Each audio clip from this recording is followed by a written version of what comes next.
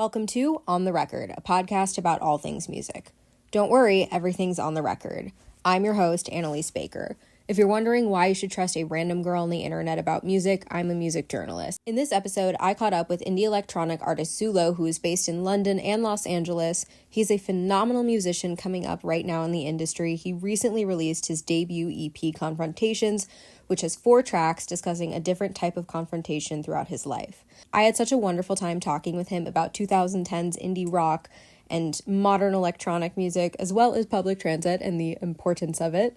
Zuloh and I have been trying to set up this interview literally since July, so I'm so stoked that it finally happened. He was such a joy to talk to, and I'm so excited to see what he has next. Without further ado, this is Zuloh. So, Thank you for having me. Yeah. yeah, I'm super thrilled this worked out. We've been trying to get it together for a couple months, so I'm glad. Yeah, Yeah. we're there. And we're here. It's happening. Zoom interview. You got it. Finally.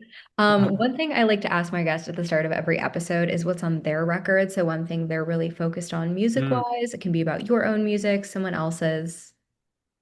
Yeah, I guess on my record, maybe not writing wise right now, but in general is shows. I'm really working hard to get some shows together for the next couple months. Maybe line up a tour for early spring, so that's like in the works.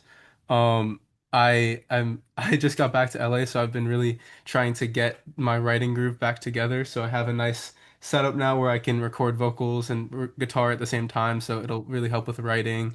Um, I'm excited for like the next part of the next project, I guess. Yeah. Yeah, that's so sick. I have to say, on my record lately, I mean, I've been listening to so much of your music, getting ready for this interview. I love the new EP. And then, Thank you. of course, and I've also been listening to a lot of Haim. I'm going to see them on Friday. So I'm trying to memorize that set list because I realized I don't know that many Sweet. songs. Sweet. Yeah, I heard that tour is gonna be fun, so. I've heard they're always doing something really cringy but awesome on stage, and that's what it is about. So I'm stoked. Yeah, Yeah. that's huge. So you're in LA now. You're not from LA, right? You're born in New York and based in London now, but also LA? Um, it's like born in New York, was in London from basically this entire year until about a month ago, but I've been in LA now since 2022. And then yeah, moved out here for school and then stayed, but did a little stint in London for the EP. And now I'm back. So it's a little tri-city moment happening, but I think it's right now like a London LA kind of duality rather than all three, but yeah, Yeah. was raised in New York. Oh, that's huge. Yeah, big industry town. So you probably know the business pretty well or have some insight, I hope. Yeah. And it's tough. Yeah, I'm in Chicago, which is not an industry town. So the way people come up in the scene is very different, I feel like. Yeah. You guys had house music in the 80s. That was Oh yeah, cool. we still have it. Don't even worry. Yeah. That's awesome. So LA, you went to LA for school and you've been based out there since. What brought you to London to work on music? Yeah, so that was originally also like a school thing, and then I kind of used that opportunity to get around and like meet new people, meet faces in the London industry. And then once that was all established over the summer, I just locked in. There was nothing else besides music. And I didn't genuinely did not leave the confines of like the center of the city for 3 months and just went to shows 5, 6 nights a week. Was in the studio 5, 6 days a week, if not more, and was just like especially those last 2 or 3 weeks finishing up the EP was genuinely like 50 to 60 hours plus mixing every week, and it was just like incredible. But That's yeah. That's impressive. I mean, truly, your dedication is amazing. I remember you sent me a message at like 1 a.m. in my time, but you were like, the EP Yeah. done. And I was like, wow, that's crazy. Like, I would have to go to bed at some point. I'll be editing an episode and like, all right, time to wrap it up. But yeah, Yeah. but just your work ethic is incredible. And you've been putting out music since 2020, right? Yeah, 2020 I was like 15 or 16, and then I had previous projects before Zulo, but the first Zulo song was like 15, 16 years old. Okay, Um gotcha.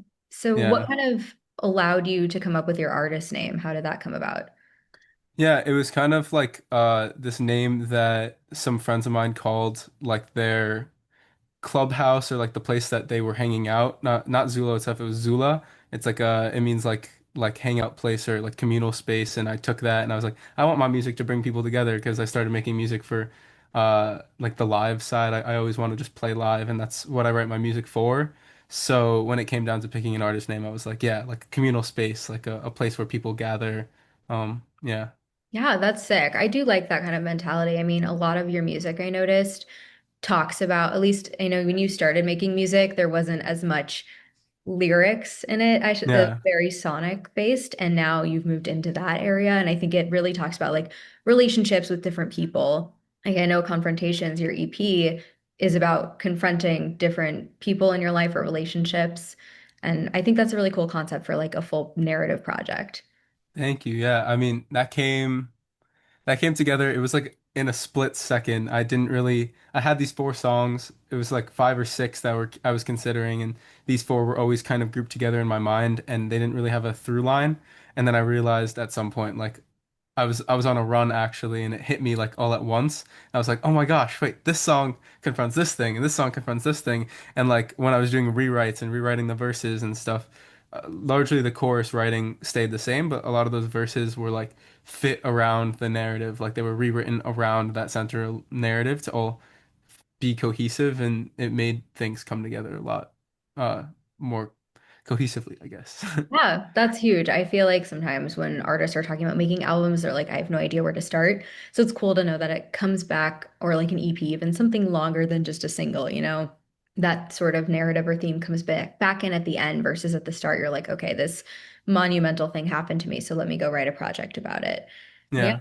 I think it's funny on TikTok, you compare your music to FIFA a lot, or at least recently, I should say. Yeah, You want to yeah. talk about your inspirations a little bit? Maybe not actually FIFA, but I know you have other Well, artists. the FIFA music thing came, well, I didn't really play FIFA a ton growing up, but someone recently compared it to FIFA music, and honestly, a lot of the music that I like was FIFA music, but I didn't find it through FIFA. So like Sophie, Sofy, Sophie, who's a London-based artist who I was working with one of her bandmates, Ben, as a producer on the EP.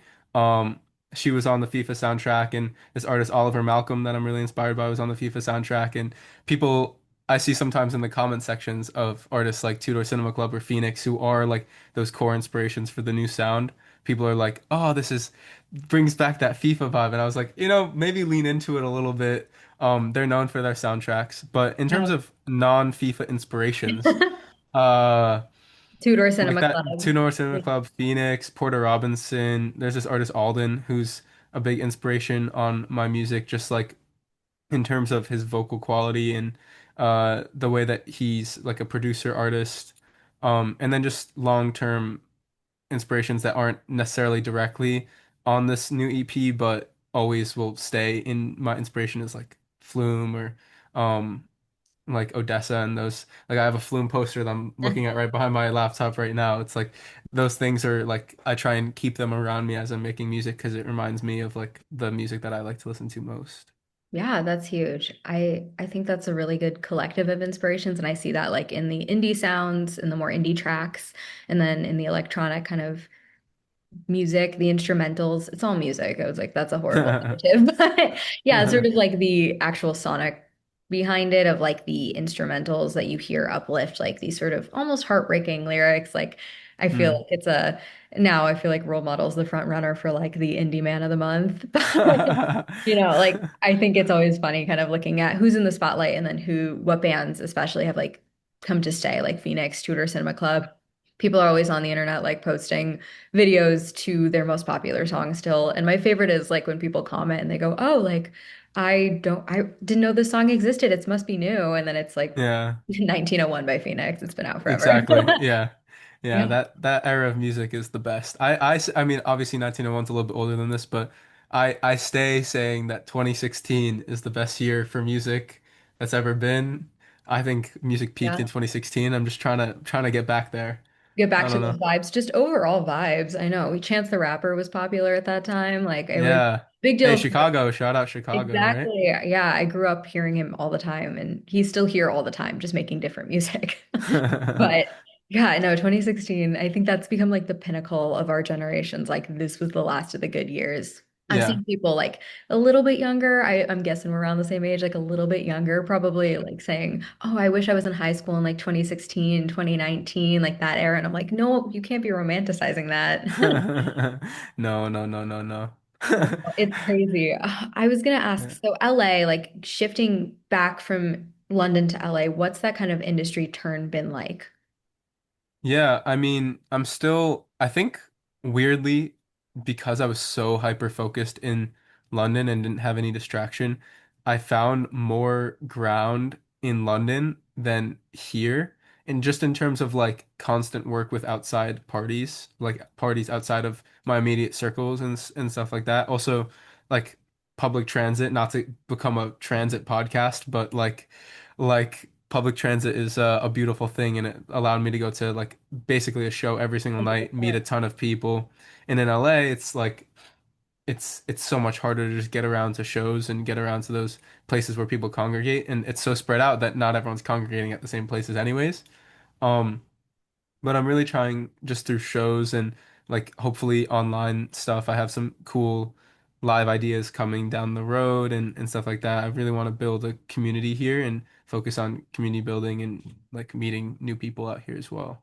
Yeah, that's huge. I mean, those connections, you really build them. And I feel like there's value too. It almost sounds like in London being a big fish in a small pond versus LA, it's an industry town for in the US at least. It's everyone's trying to make it. Actually, it's a global hub. I really think of like everyone Yeah, there to become someone, whether it's an actor, a singer, whatever the case is. So I think it is harder or a bit more competitive. At least have friends out there who say similar things across various industries. yeah, no, definitely. It's a very individualistic mindset out here for sure. And yeah. Yeah. Yeah, in London. So you played in Shoreditch this summer. That was one of your first shows. So you did three shows because I know you set out for like three goals for the summer. Is that Yeah, your yeah, music? yeah. It was Yeah. play three shows, record the EP, and release the EP, and you did all three. I So did all three. what's it been like to be in that studio and then go to playing live shows? Yeah, I think especially the four songs that I just put out are like so catered to live that it's the environment that it's supposed to be listened in. So listened to in. Uh That's and so playing live, it's just like honestly, a lot of those songs weren't even finished being recorded when I played that show. I mean, two of them were basically done, but two of them I was still re-recording some of those last vocals. So getting proof of concept live was so incredible. Um, in terms of just playing live, like. I think those moments are what made me start making music. Like if it weren't for playing live, I wouldn't have started. I would just keep it as a hobby. But like the goal is to play the festivals that I grew up going to, like play Lala in Chicago and Yeah. play. I mean, I if Firefly was still a thing in Delaware, I would love to Oh, play that that would be because so sick. that's where I grew up, like going to that festival. But I mean, like Bonnaroo, I've been to a couple of times and just like I want to feel that environment. And I mean, Nothing to You is like the song to me that is the pinnacle of the live show because I wrote these bridges where it's like those get down low bridges where everyone's chanting and then everything breaks loose. And every single time I've played that song, it works like exactly how I intend it to because I don't know. If what you mean to me means nothing to you, it's like it like people feel it, it's easy, and it's just like, ah. I think about that moment like every time I'm making music, so That's it's so sick. fun. Yeah, I mean, those are the moments that make the live shows memorable. And as a fan going to so many, like the crazy mosh pit or the moment where the artist is like, okay, now you all do this. Like, that's huge. And I also wrote Nothing to You is my personal favorite song off of the EP. Ah, It's there great. you Yeah. go. I think this EP truly showcases your ability to like mix and master and produce and just like how hands-on you are with the project because it does match the rest of your catalog, but also it does feel like you're having this like progression forward as an artist too. So you can see your growth over time, which I think truly like is what makes an artist an artist. Yeah. Yeah, I'm trying to tap back into like the artistry and creational process of making music, and I'm glad it shows, I guess, the progression and just like trying to get all of these demos that have been sitting on my computer finished and out and like in a packaged way. And it's yeah, now it's just about getting the music into the right hands because everyone that's heard it has given such great feedback and the live shows have been fun. It's just about like just continuing. And I think I believe in this project a lot, so it's fun to talk about it and it's fun to promote it and it's fun to play it. So Yeah, yeah. I'm sure. What's the best concert you personally have been to? It's a loaded question because I like grew up going to shows. Yeah, Firefly is always like that's like home. That feels like where like my but that's like a festival, so I don't know if that counts. I'll take it. Yeah, I I mean, saw I saw I, oh I saw Porter Robinson at the Rady show in San Diego, my and God. that was like a cathartic experience. It was just like that man's show. It was like the Eras tour for like EDM people. I don't I don't know. Like it just like he played all the old stuff and then all the nurture stuff and then like it made me love this new album and it's just exactly what I've always looked up to doing. It's just live electronic music and that's always what I want to aspire to. So, Yeah, yeah. that's so sick. Your shows look like so much fun too. Like at least the London show, that video footage you have of it, seeing it on social media, like it looks like a fun nightclub. People actually dancing, which is a huge Yeah. progression because people don't do that anymore. Yeah. But yeah, that's always a good sign, probably as an artist. You're like, okay, yeah, like I'm making good music. But that's so Yeah. sick. Do you have a favorite kind of means of performing? I know some people like a live band or having kind of like the full DJ set. Yeah, I mean, for the new stuff, this was actually that London show was the first time I ever played with other players in a live band. It was just a drummer to start out because I played a lot of the older stuff, which was gonna take like a super, super long time that I didn't have the runway for like writing guitar parts for like electronic songs. So it didn't really make sense to have a guitarist at that show. But in the future, like I'm actually actively in the process of putting together at least a four-piece band with a like a bassist that could also do like synth bass and then a guitarist and then a drummer. I have like a couple things coming up down the line and I need a band for that like ASAP. So I mean that is hopefully the preferred method down the line for performing and yeah, I hope the days of just doing like tracks and vocals are over because there's like so much more, especially with this new music to like experience live. So Yeah. yeah.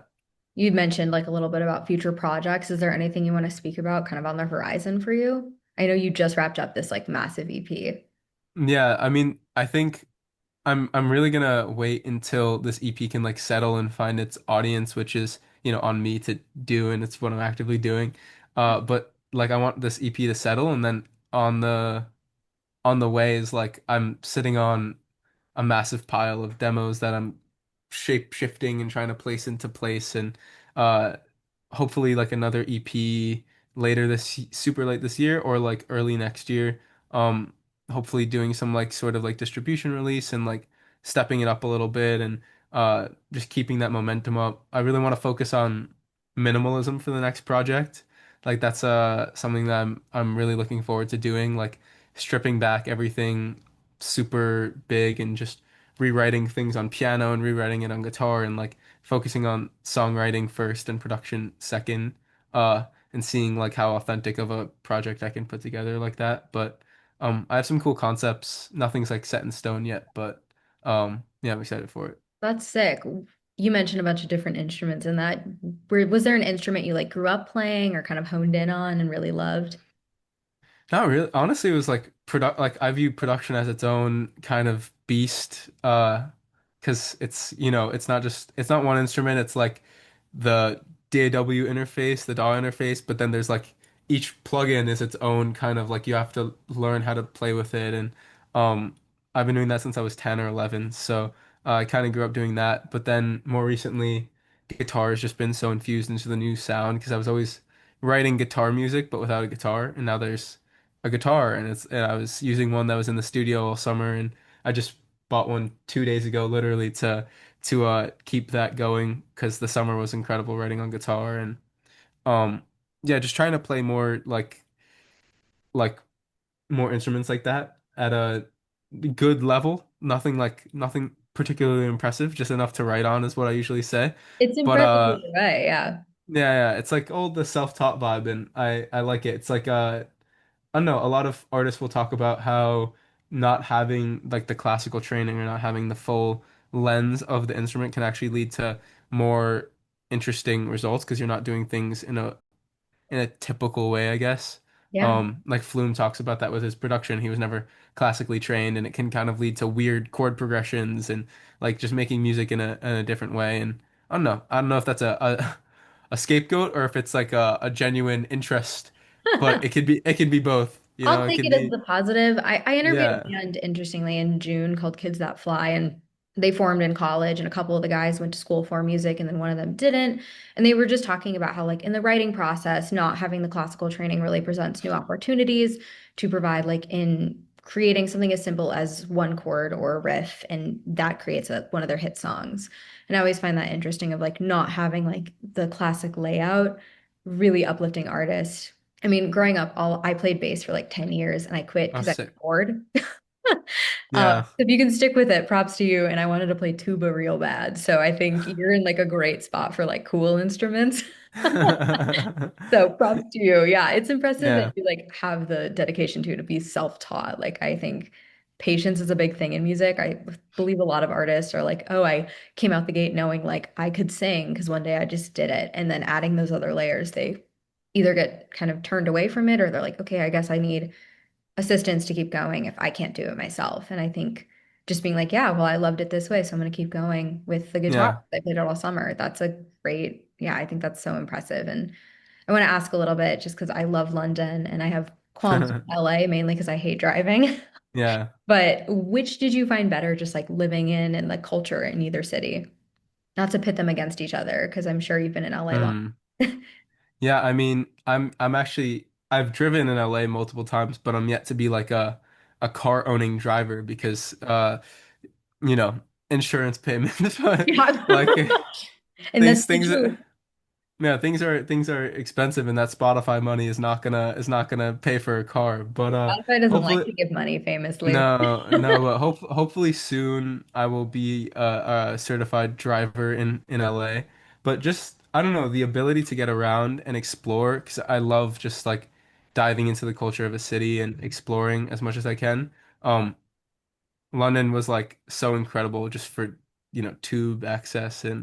and late night buses. You could just get anywhere you want on public transit. You can get up to you know, Scotland if you wanted to in 5 hours, and like you could get to Paris if you in a pinch if you know have the money to shell out. But hey, it's less than a car.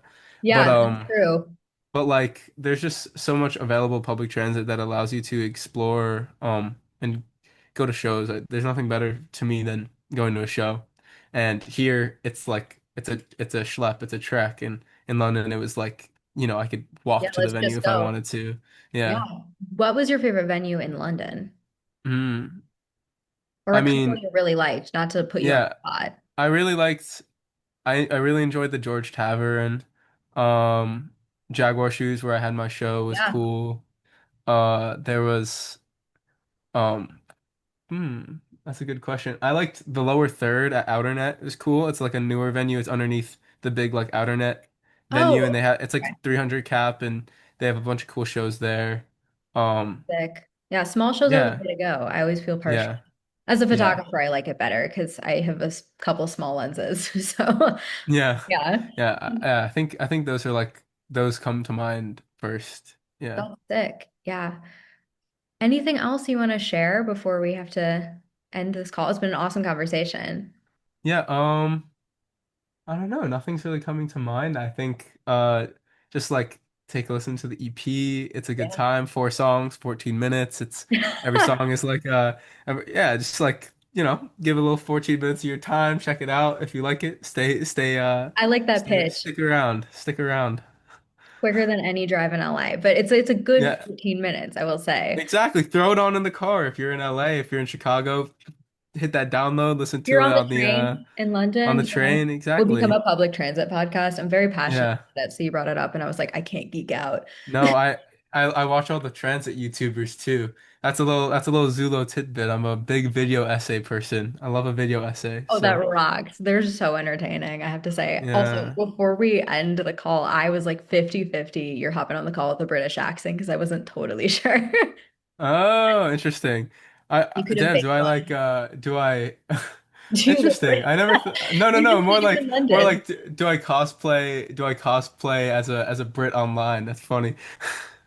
I No, always think no. about the Renee Rapp meme going around right now. Maybe it's like Mm, super niche for what my For You page is. Yeah, I guess it's just crazy. But if people keep editing her and being like, oh, she should be a chav. yeah. And then I she could commented and was like, that makes sense. And I always I think could it's see funny. that. It's like the Dare. I thought he was British till I went to see him live. Oh, really? Yeah, he's not British at all. No. He's He from he LA. channels that Brit pop thing though. Yeah, that's why Yeah. I got into him. Once again, thank you so much to Zulo for coming on the show. I had such a wonderful time chatting with you. It was so much fun, and I'm so glad we finally got to put this together. I do predict that he is going to have such a wonderful, long career with his talent at this point in his career right now. It's just so impressive, and I think his ability to tell stories with that seamless blend of indie and electronic music, it just really shines, and I think it really resonates with younger audiences today because that's the music that they feel nostalgic to. I'm Annaliese Baker, and this is On the Record. I'll see you next time.